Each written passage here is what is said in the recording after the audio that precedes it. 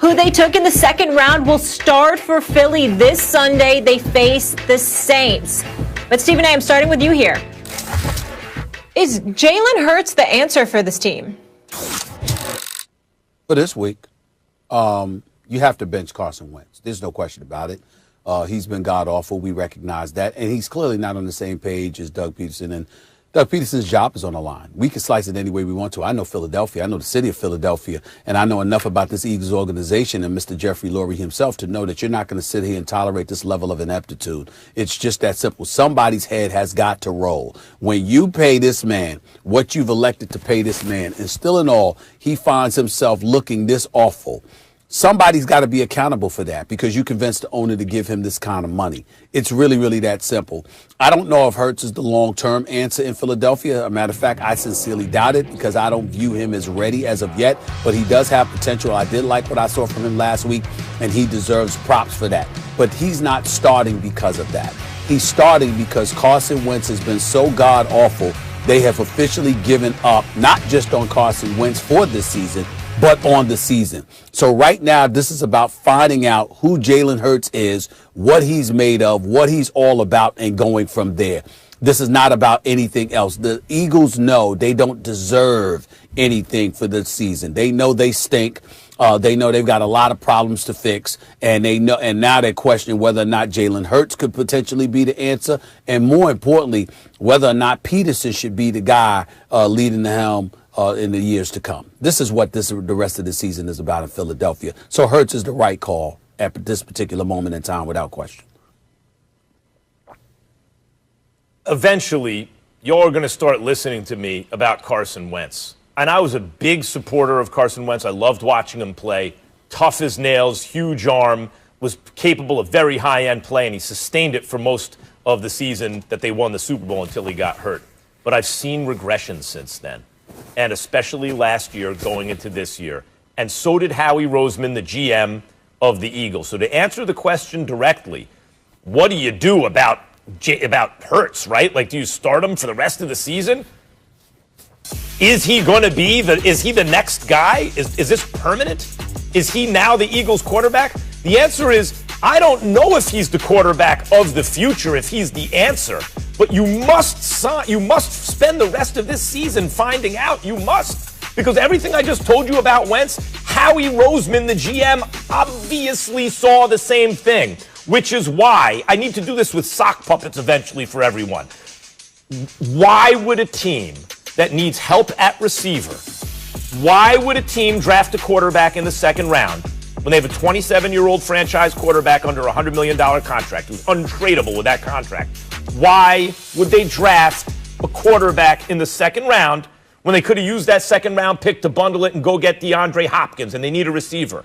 Why would they draft a quarterback in the second round when they could have used that pick to move up in the draft and get a receiver like a CeeDee Lamb?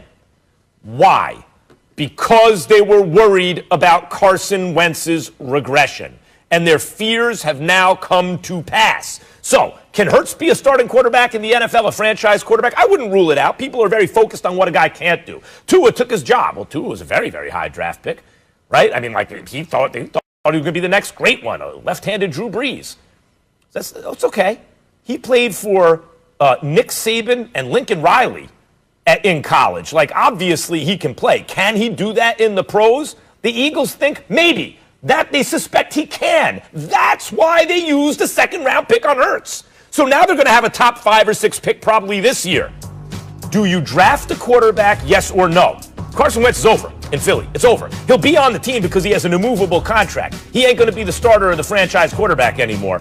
They have to decide, can this guy we drafted in the second round as an insurance policy against Wentz's regression, can he be our quarterback, yes or no? This is the audition right now, Stephen A. The rest of this season will tell you whether Hurts is the Eagles quarterback going forward or whether they draft a quarterback. But it ain't going to be Wentz. Well, here's my problem with what you're explaining, Max. And I'm not saying that you're wrong, but I think that you have to highlight where the problem lies.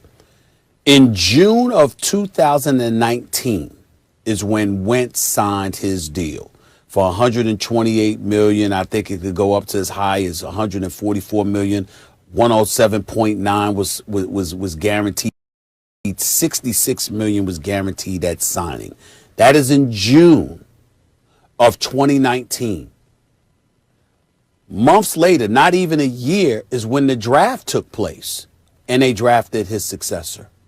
Now, if I'm Jeffrey Lurie, that's grounds for automatic dismissal right there. How in the hell do I just agree to pay a dude $107 million in guarantees, and 10 months later, you draft his successor? See, we have to look at it. When you talk about the regression that took place in Carson Wentz, Max, he didn't sign his deal in 2017, and then 2018 and 2019, he stunk up the joint. He signed his deal in June of 2019. So if he signed it in June of 2019, how the hell did such a precipitous fall off take place in 1 year to the point where I'm now thinking about his successor after I committed to this dude through 2024 in 10 months? So what I'm saying is, wait a minute, what happened? What happened in that 10-month period? Again, I'm not saying that you're wrong. What I'm saying to you, as you talk about Carson Wentz, because you know you're notorious for bringing up his regression and the fact that Roseman drafted his successor. I said, okay, so let me work with Max here and let me dissect this. I signed you to a deal, 107.9 guaranteed through 2024, 66 million guaranteed at signing, and 10 months later, I'm watching you draft his successor. You got some damn explaining to do if you Howie Roseman. Talk to me about that. Well, first of all, what did I say? Peterson's got to go, Roseman's got to go, and Wentz is over. Like this whole Eagles era of Pennsylvania, whatever, it's over. So I agree with you there. That's bad GMing, actually. But let me tell you what I think happened. They had to make a choice between Foles, who was going to get paid, and Wentz. I understand the choice they made with Wentz. The locker room preferred Foles. The team functioned better with Foles. But Wentz had tantalizing upside and had sustained it for most of a season already at a very young age. You also traded up in the draft to get him, so you were invested in him already. You had reason. You were incentivized to want him to be the guy, and he gave you reason. Even when he got hurt, Stephen A., the guy's tough as nails, Wentz, completed plays in a situation where he shouldn't have been on the field, right? Now he comes back from injury. He hasn't been the same since then. I don't think he moves the same since injury, and that has something to do with it. There are lots of things that went into his regression. But once you let Foles walk out the door, you've made your choice. And now you feel like you have to commit to Wentz. The same contract they gave Goff in L.A., the same contract they eventually offered Dak in Dallas, they basically offered Wentz. That was the going rate. I wouldn't have done it. I think it's a mistake. I think the Wentz contract is a mistake. The Goff contract's a mistake. I think the Dak contract would have been a mistake. I don't think those guys are good enough to take that percentage of your cap, even though I know that's what quarterbacks get paid. So I think that's what was going on in their heads. But he didn't draft Hurts to be Wentz's successor. He drafted Hurts as an insurance policy in case Wentz's regression continued. And it did. Well, Wentz kept getting hurt. So that had a lot to do with it. My point is, if you make that kind of investment, you go all in to make Wentz look good, not to make him insecure, because just 10 months earlier, you gave him that money. The problem it won't be easy for Jalen Hurts, though, on Sunday. The problem is Wentz was too secure. He had too much power in the organization. Saints lead the NFL in total defense, so won't be easy for Jalen Hurts if you didn't hear me the first time. When we come back here on First Take, we got a lot of